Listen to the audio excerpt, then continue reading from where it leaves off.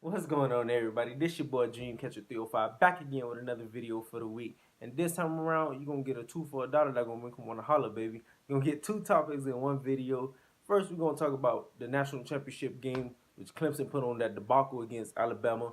And then we're gonna talk about the Eagles and the necessary things that we need to do in order to prevail with the win against the Saints. And also, we're gonna touch up on a little bit of the wild card game against the Bears. Let's get right into it, man. First off, that was a damn well played game Clemson put on display. Clemson played a full clean game on all three phases of the game. They shut Alabama down. Me personally, I had Clemson winning 45-40.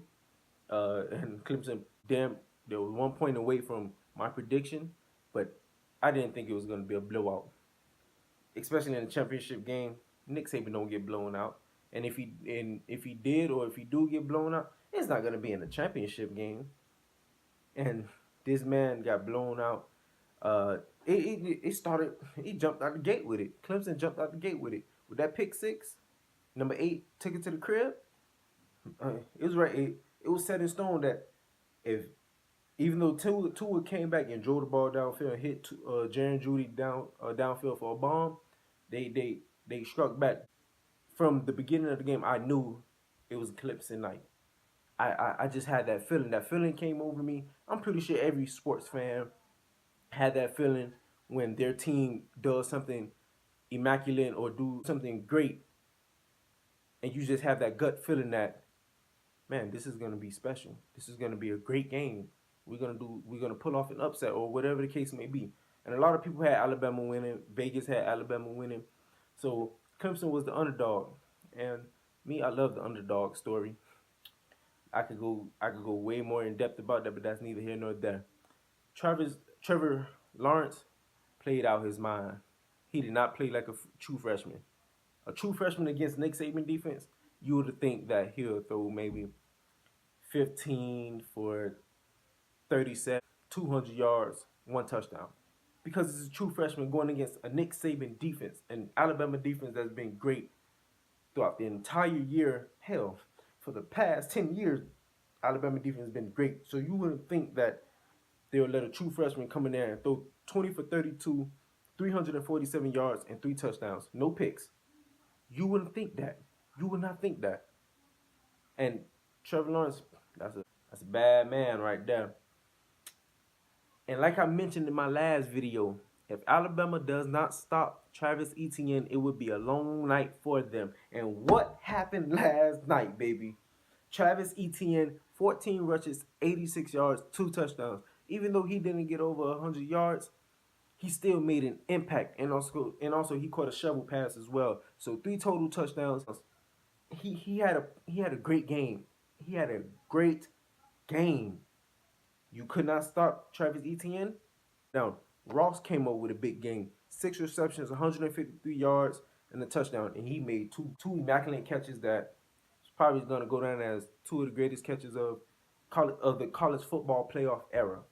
Probably going to go down. So they just played a complete game. And then on top of that, that defense, oh my gosh. Fast, physical, knocking you in the mouth. That D-line, NFL. Every last one of them. All 4 of them, NFL. No ifs, ands, buts, or supposes. Christian Wilkins, that's a grown man there. That's a grown man. But the thing that really tricked me out when the momentum was on Clemson's side and Nick Saban decided to go for it on 4th and 6.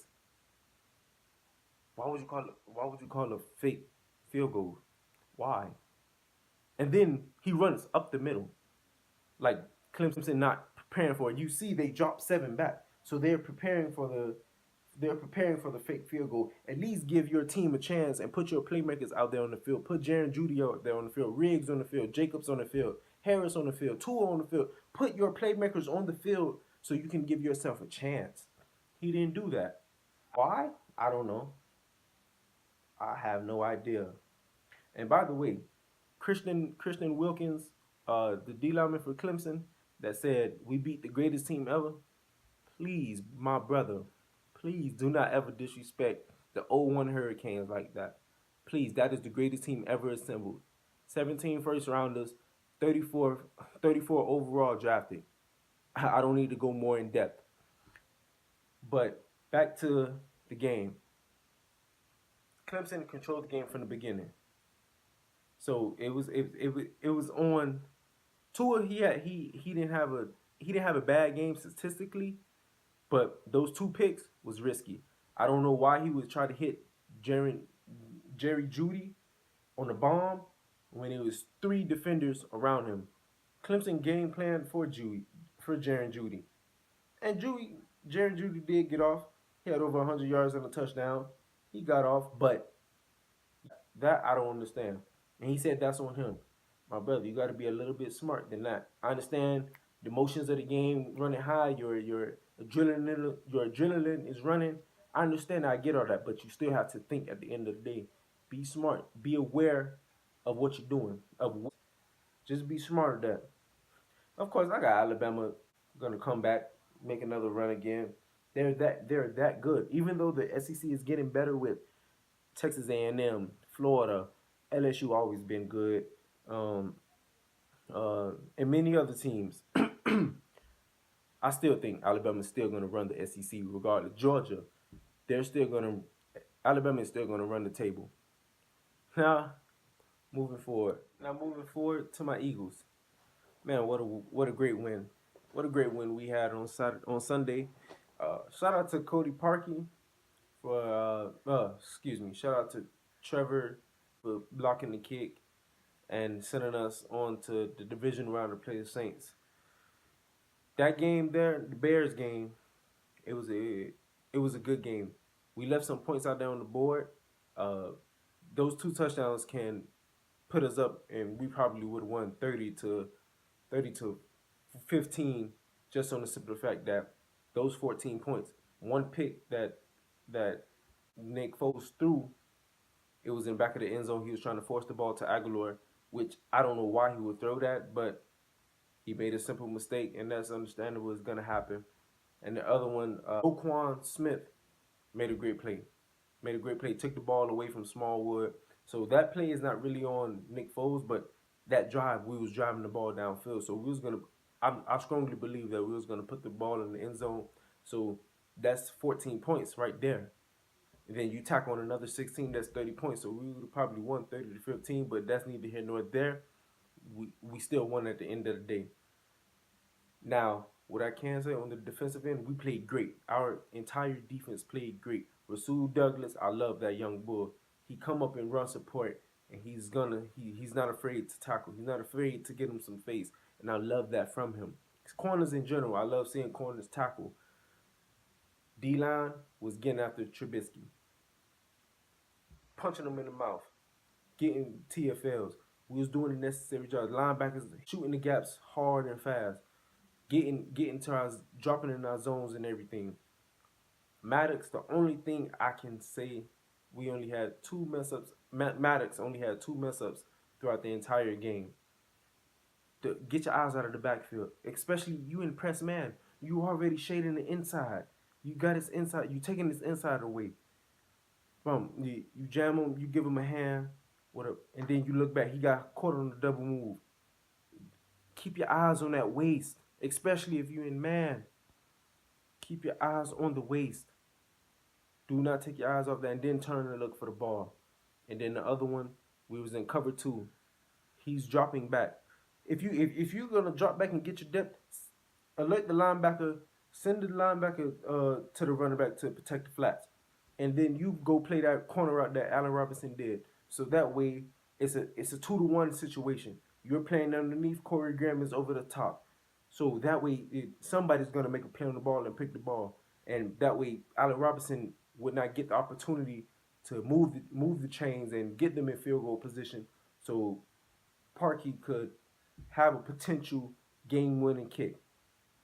Those are the little things, because if you do that against Drew Brees, a Hall of Fame quarterback, and him, he's going to pick us apart. He's going to pick us apart.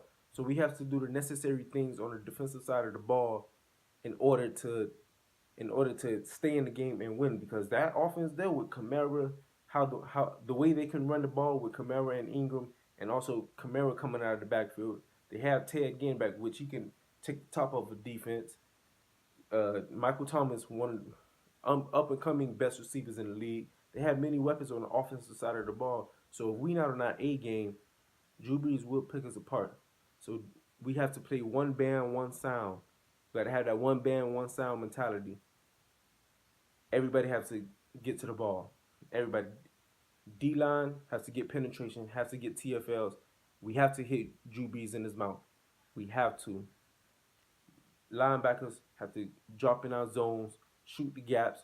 DBs, we gotta hope our front seven can get there. I'm just being honest. But DBs, we have to lock them down too. I'm confident in Maddox and Rasul because they showed, but still, we still have a tendency to get beat. So our front seven have to get there. We have to get there like we hungry. Another thing, now on moving forward to the offensive side of the ball, if we can be able to sustain drives and get the first downs, how we've been doing through this 4-game winning streak, staying on the field, dispersing the ball to our playmakers, we're gonna have a chance. We cannot let that dome get rocking. Cause once that dome get rocking, man, they get to going. Them juices started flowing. Sean Payton go give me some juicy fruit and all that. He's in his mojo. So we have to be able to sustain drives and move the ball down the field and put points on the board because that defense is nice.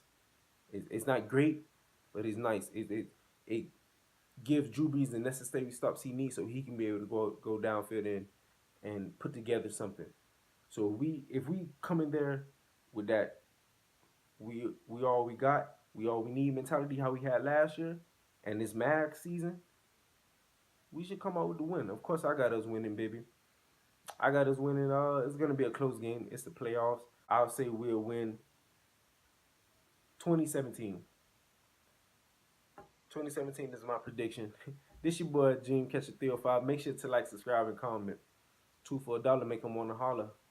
And fly Eagles fly, baby.